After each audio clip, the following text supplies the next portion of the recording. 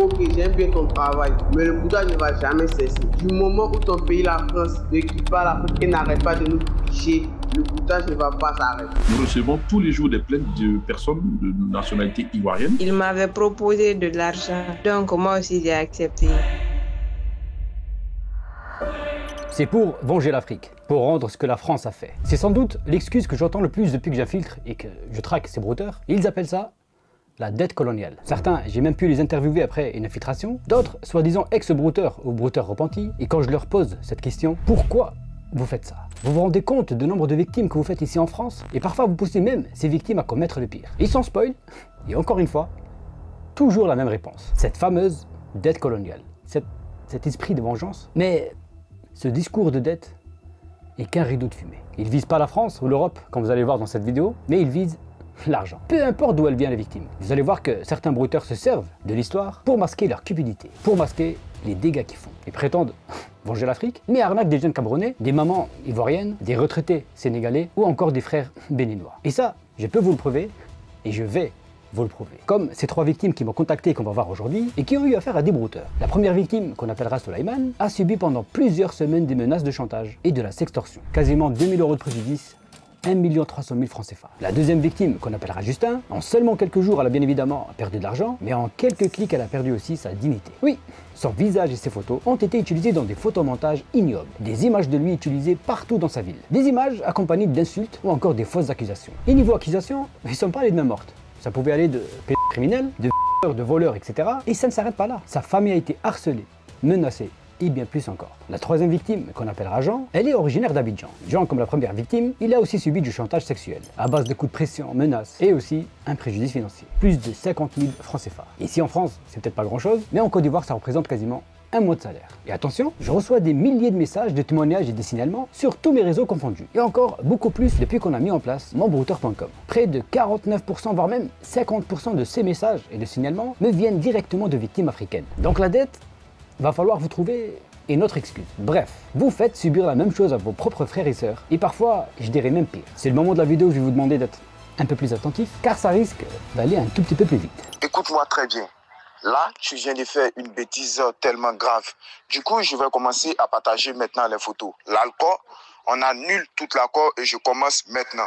Ça, c'est le genre de menace que Souleymane recevait. Comme je vous l'ai dit avant, Souleymane a déjà envoyé quasiment 2000 €. Mais son cauchemar continue. Ou devrais-je dire qu'il commence à peine. Comme on peut le voir ici, le brouteur qui a déjà reçu 2000 € demande finalement 3000 € à sa victime. Comme nous avons dit, une fois fini de verser les 3000 €, nous allons être quittes. Si jamais tu fais l'erreur de perdre contact avec moi, sache que je te jure, cette photo de toi s'affichera partout. Dans le cas de Souleymane, malheureusement avant de prendre contact avec moi, il avait déjà versé pas mal d'argent. Grosse erreur. C'est pour ça que le brouteur ici se sent en position de force et il pense tout contrôler. J'espère que je me suis fait comprendre. Tu es un homme. Et au lieu de fuir, il faut qu'on trouve un terrain d'entente. Ensuite, il va demander à la victime de lui envoyer tous les soirs avant d'aller au lit un petit point d'interrogation, histoire de lui donner un signe de vie, et comme ça le brouteur voit que la victime ne l'a toujours pas bloqué. Il veut garder ce sentiment de contrôle. Et une victime qui donne, c'est une victime qui a peur. Et une victime qui a peur, c'est une victime qui va continuer à donner. C'est un putain de cercle vicieux. Et une fois qu'on est dedans, c'est compliqué de s'en sortir. Très difficile. Et tous les matins, le brouteur va revenir à la charge. Et si la victime, elle a le malheur de ne pas répondre tout de suite, il n'hésite pas à la contacter avec d'autres comptes. Comme on peut le voir ici, il la contacte avec un autre fake compte, Telegram. Un compte avec lequel il se faisait passer pour une certaine Justine. Écoute, je vais pas te laisser le temps jusqu'à ce que tu finisses de me verser les 3000 €. Tu peux donner combien à l'instant? La victime, elle lui répond 300 €. Et après ça, malheureusement, elle aura plus rien sur le compte. Et là, le brouteur va se montrer plutôt coopératif. Il va lui demander d'envoyer ces 300 € qui lui restent et il va même lui accorder un petit peu de temps. La victime sort pour aller retirer de l'argent, mais malheureusement, elle n'a pu retirer que 200 € finalement, au lieu des 300 € proposés initialement. Et là, grand problème. Souleymane lui dit qu'il a pu retirer que 200 € car il a dépassé les plafonds de retrait. Ce qui fait que sa carte elle est bloquée pour le reste du mois. Et le brouteur va pas du tout aimer. Tu m'avais dit 300 avant de lui balancer ses photos compromettantes pour lui mettre un énième coup de pression. La victime est complètement perdue, elle sait absolument pas quoi faire et décide alors de ne plus répondre au brouteur. Et là, le brouteur va devenir encore plus fou. Il le spam avec son vrai numéro ivoirien sur WhatsApp et il lui laisse ce vocal. Écoute-moi très bien, comme je te l'ai dit, j'ai pas envie de gâcher ta vie là. Réponds vite avant que cette personne ne voie cette photo. Réponds, on trouve un terrain d'entente. Comme je te l'ai dit, je t'avais dit de ne pas faire de bêtises sur Telegram. Et là, tu viens de commettre une bêtise. Sache que si tu ne réponds pas maintenant, là, je viens de te montrer où tu fais ton stagiaire. Je vais envoyer ce lien de cette photo partout. Tu comprends? Réponds, fais vite. La photo floutée juste en dessous, c'est l'endroit où Suleiman est en train d'effectuer un stage. Et il ne s'arrête pas là. Il va lui envoyer la liste de ses amis, il l'harcèle d'appels, et il va même commencer à exécuter ses menaces. Il va héberger les photos compromettantes de Suleiman sur IBB, un hébergeur d'images, et il va lui envoyer le lien. Voici le lien de la publication. Tout va dépendre de toi maintenant. Décroche ou écris-moi, car il ne te reste plus beaucoup de temps. Sous toute cette pression, la victime va malheureusement lui répondre et elle lui explique qu'à la base c'était 1500 € contre son silence et il lui a finalement donné 2000 € parce que ça a pris un petit peu de temps et que maintenant elle se retrouve avec un compte bancaire bloqué suite à tous ces mouvements et de retrait suspect. T'as pas respecté notre accord, moi je l'ai respecté. Je t'ai envoyé un virement et là actuellement je vais devenir un SDF. Et voici ce que le brouteur lui répond. Bah écoute-moi très bien, moi je m'en fiche de tout ça. Moi je m'en fiche de tout ça, tu comprends? Là il y a ta vie en jeu, il y a ta carrière. Parce que là, j'ai pas envie de partager cette photo. Parce que si jamais je la partage, sache que tu vas perdre la vie. Tu comprends? Tu vas tout perdre. Tu vas tout perdre complètement. Voilà pourquoi. Là, du coup, tu m'as pris pour un con. Et toi, tu m'as supprimé sur Telegram. Tu m'as supprimé sur Telegram. Du coup, là, je suis complètement énervé. Je respecte toujours mes accords. Je respecte toujours mes accords. Du coup, comme je t'ai dit, les 3000, je vais t'accorder le temps afin que tu puisses tout me verser. C'est bien cela que je t'ai dit. Arrête de m'énerver. Je te suis à la lettre. Je te suis à la lettre. Ne fais pas de bêtises cette fois-ci. Comme nous avons dit, chaque 4 du mois, tu me verses 500 €. C'est l'accord que nous avons trouvé. C'est incroyable. Tu veux encore me parler de vengeance coloniale? Là, on est dans la cruauté pure et dure. On est dans la violence psychologique, de la haine. Et ça détruit les vies. La victime finit malheureusement par céder, elle le débloque sur Telegram et elle lui envoie les 200 € en coupant transcash. Et comme on l'a déjà vu ici à plusieurs reprises, plus tu leur donnes, plus ils en veulent. Le brouteur accepte finalement les 200 € et il va même mettre en place un semblant d'échéancier. Il veut désormais tous les 4 du mois, 500 €, comme ça. Un salaire. Ce grand malade demande un salaire. T'es là, t'es posé chez toi et tous les 4 du mois, t'as 500 € qui tombent sur ton compte bancaire. Je le rappelle encore une fois que le salaire moyen en Côte d'Ivoire est de 75 000 francs CFA, soit environ 114 €. Grand malade. Le brouteur derrière tout ça se fait appeler Nono le Norvégien. Comme vous vous en doutez, j'ai pris contact avec lui en faisant passer pour une victime, et après des longues minutes d'échange, il finit par me demander aussi un coupon transcash. Et comme d'habitude, bien évidemment, je lui envoie le coupon. Et ce con se précipite pour l'ouvrir. Et c'est comme ça qu'on a réussi à tout avoir sur lui. On voit qu'il est bien à Abidjan et il se pourrait que on va certainement le revoir dans un futur épisode d'un brouteur presque parfait. Il sait mettre des coups de pression à ses victimes, mais il ne sait pas surfer incognito. Et en parlant de ça, et en parlant de surfer incognito sur internet, et avant de passer à la victime suivante, laissez-moi vous parler d'un outil qui m'a simplifié la vie et qui peut vous éviter pas mal d'ennuis sur internet. Cet outil, c'est Inconi que je vous ai déjà présenté et c'est eux qui sponsorisent encore cette vidéo. Pour ceux qui ne savent pas ce que c'est Inconi, c'est le bouclier ultime qui protège vos informations en ligne. Des informations que vous avez laissées traîner un peu partout autour de vous et un peu partout sur internet. Par exemple, en vous inscrivant sur des sites d'achat, sur certains réseaux sociaux, etc. Il en parle d'informations vraiment sensibles. Nom, prénom, adresse, numéro de sécurité sociale et parfois même des informations bancaires. La probabilité que vos données soient divulguées ne cesse d'augmenter. Le nombre de fuites et de victimes a augmenté de 41,5% par rapport à 2021. Les leads, comme on les appelle,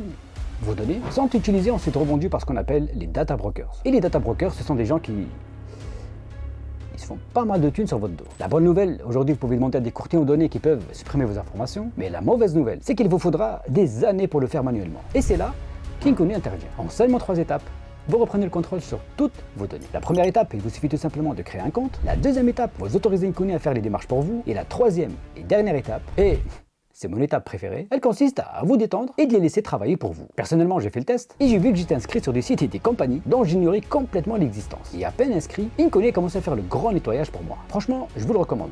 Et si vous voulez devenir incognito, cliquez sur le lien qui se trouve en description. Et avec le code Sandoz, vous pouvez avoir jusqu'à 60% de réduction. Bref, encore une fois et comme d'habitude, je vous mets toutes les informations en description. Nous, on peut continuer la vidéo et d'aller voir l'histoire de la prochaine victime.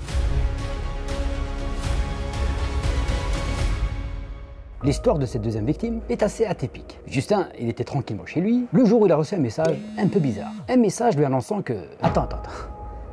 Pourquoi c'est moi qui raconte son histoire? Ici, on le laissait directement lui le faire. Un jour, j'étais là, j'ai reçu un message via WhatsApp me disant que le prêt en ligne que j'ai demandé a été validé.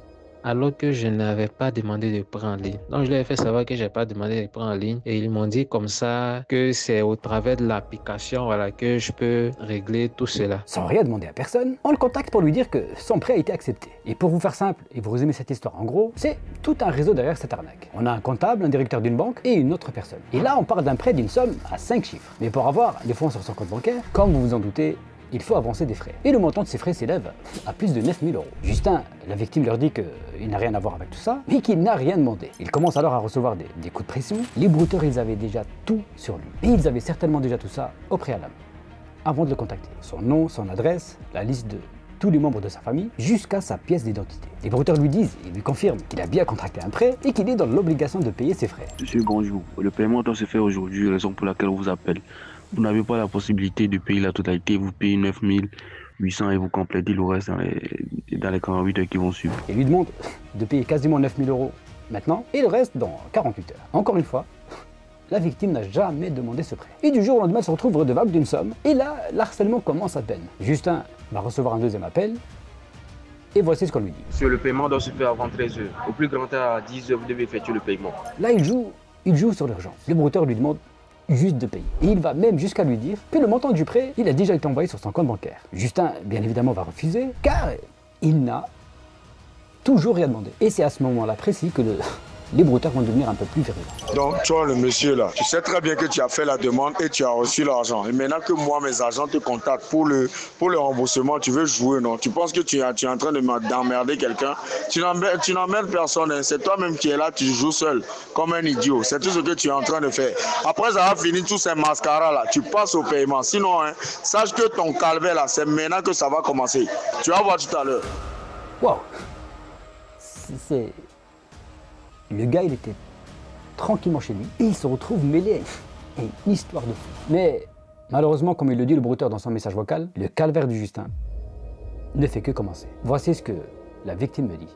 Et ils ont commencé à m'insulter, des menaces, tous ces autres. Bon, ils m'envoyaient, ils me menaçaient, je bloquais leur numéro jusqu'à ce qu'ils ils ont commencé à appeler mes proches. Donc, c'est un peu ce qui s'est passé, voilà. Depuis lors, ils prennent ma photo, ils mettent des titres dessus, comme quoi détournement d'argent, ainsi de suite, des trucs pour salir un peu mon image, quoi. Ces photos, ils ont commencé à les envoyer à mon répertoire, à mes proches. Ils ont même créé un groupe WhatsApp où ils ont mis tous mes proches dedans et ils balancent ces photos-là à longueur de journée.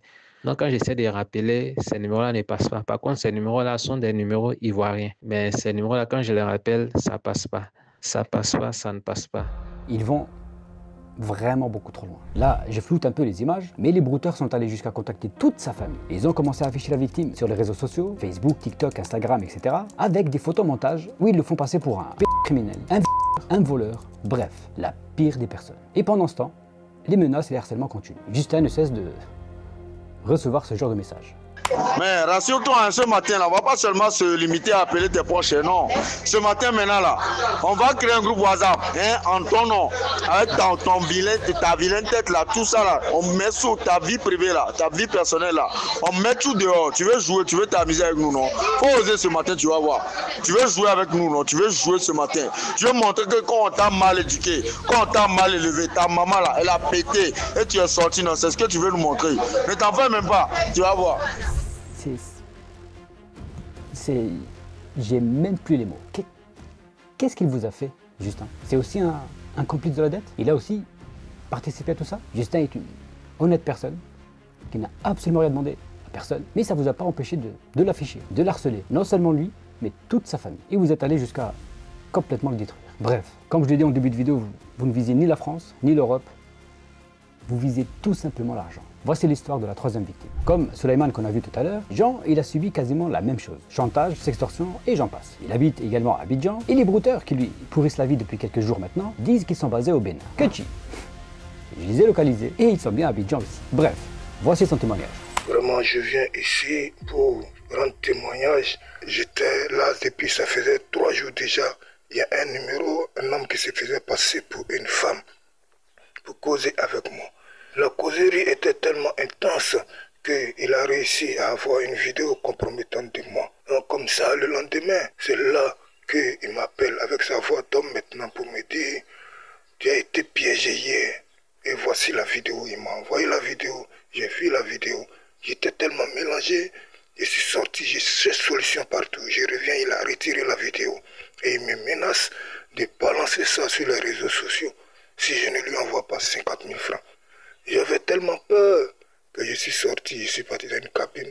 Il m'a donné un numéro. J'ai envoyé les 50 000 francs. Il m'a d'abord demandé, est-ce que tu sais comment on envoie l'argent au Bénin? J'ai dit non, je ne connais pas. Il dit oui, je vais te donner un numéro de Côte d'Ivoire, tu vas mettre dessus. Et il m'a donné un numéro, j'ai mis les 10 000 francs dessus. À peine j'ai mis dessus, il me dit, j'ai expliqué à mon patron, il dit 10 000 francs, ce n'est pas suffisant pour acheter la carte de suppression. Donc c'est 50 000 francs. Et qu'il me donne jusqu'à jeudi pour que je rembourse tout l'argent pour qu'il puisse supprimer. Et près de peur, je tourne partout pour trouver solution. C'est là que je suis tombé sur un vieux père qui m'a dit, il faut écrire à Sandoz, il va régler ce problème rapidement. Il dit, ah, qui est Sandoz? Il dit, va sur les réseaux sociaux, il faut écrire Sandoz seulement. Il faut écrire monbrouteur.com. Il m'a répondu aussitôt. Il m'a demandé toutes les informations. Je les ai envoyées. Il a vu et vraiment, j'ai été libéré. Après, il a commencé à m'appeler, m'envoyer un message. Ah oui, donc tu as supprimé ça sur les réseaux sociaux. J'ai vu que Sandoz, il est fort. Sandoz, il est fort. Il est fort. Vraiment. Je tiens à lui dire merci, merci beaucoup. Je ne sais pas comment je vais le remercier, mais merci infiniment. Je tiens à dire à tous ceux qui sont sur les réseaux sociaux de faire attention désormais quand ils font toutes les publications ou bien quand ils cliquent sur les liens parce que le monde est devenu dangereux. Sandoz, merci, merci beaucoup. Je ne sais pas comment tu t'y prends, comment tu fais, mais tu es fort, tu es un génie de l'Internet. Merci beaucoup. Et pourtant, j'ai pas fait grand-chose. Mais de rien. Les victimes que vous venez de voir dans cette vidéo, j'ai longuement échangé avec elles. Et je vous jure que certaines n'ont même plus le courage de sortir de chez elles. Et pendant ce temps, ces brouteurs rigolent, affichent et menacent leurs victimes sur WhatsApp ou encore Telegram. Là, vous venez d'entendre la vraie douleur derrière leur mensonge. Non, c'est pas une question de colonisation. C'est pas une question de vengeance ou que sais-je. Vous pensez faire une révolution numérique et encore une fois, il n'y a rien de tout ça. Vous êtes tout simplement une machine à voler, une machine à manipuler et à humilier. Et cette machine, elle frappe. Elle frappe partout. En Europe, en Amérique, en Asie, bref, partout. Et elle frappe de la même manière. L'Afrique aussi. L'Afrique qui pense venger et protéger. C'était le but justement de cette vidéo, pour vous montrer leur vrai visage. Pour vous montrer que tout le monde peut être touché par leur méthode. Peu importe ta couleur de peau, ton pays, ta religion ou encore ton âge. Du moment que tu as un cœur et une connexion Internet, pour eux, tu es une victime potentielle. Voilà. C'est la fin de cette vidéo, j'espère qu'elle vous aura plu. Si c'est le cas, n'hésitez pas à la liker et aussi à la partager. Nous, on se retrouve vendredi prochain pour un projet que je prépare maintenant depuis pas mal de temps. Une toute nouvelle émission. Donc, n'hésitez pas à vous abonner pour ne pas la rater. En attendant, comme d'habitude, restez sur vos gardes. C'était Sandoz. Ciao!